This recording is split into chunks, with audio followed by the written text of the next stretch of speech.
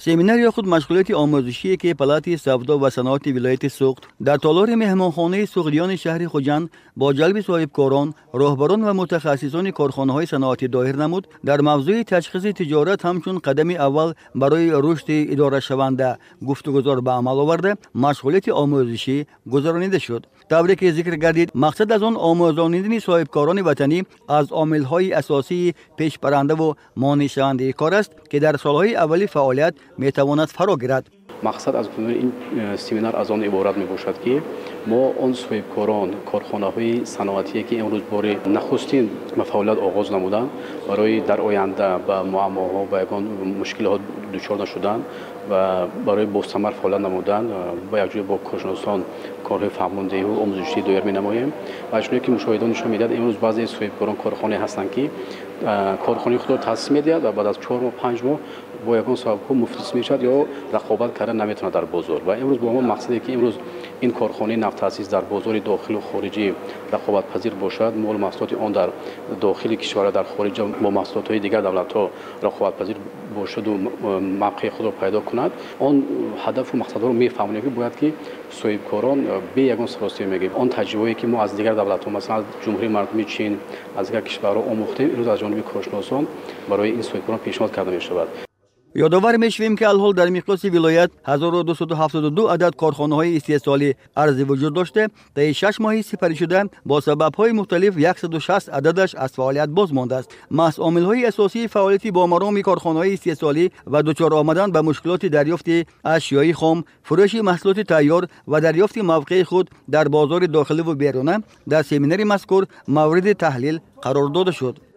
پیش از آن که وی با فعالیت صاحبکاری با استحصال کارخانه صنعتی برام می‌آمد باید پیش از آن آموزد بازار امروزی داخلی که در جمهوری تاجیکستان کدام محصولات طلبات زیادتر است و در خارج کدام محصولات طلبات زیادتر است و رقابت پذیر است. و امروز ما علاقه شرکت آبی زلال که می‌دونیم که طولی 25 سال فعالیت دارد و خیلی طلباتش در خارج زیاد شده است روز به روز، هم در داخل هم در خارج. مقصد چی است؟ مقصد این هم دورنمای خود را دارد، هم آینده خود را می‌داند، هم محصولات خود را روز به روز دگرگون کرده، بست و بند دگرگون کرده، صفتش را دگرگون کرده و خارج صادرات می‌نماید.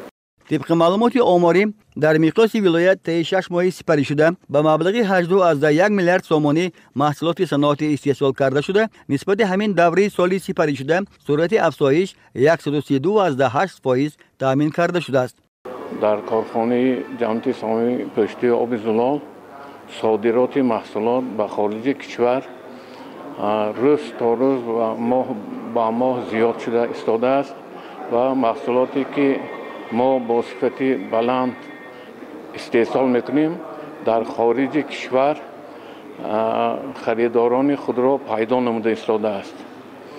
امروز کارخانه ما با دولت‌های قزاقستان، جمهوری ازبکستان، جمهوری خلقی خیتای با ایالات متحده آمریکا و دیگر دولت‌های مترقی محصولات خود را صادرات نموده ایستاده است که البته دستگیری مقامات‌های دولتی را ما در اینجا بسیار خوب حس می‌کنیم.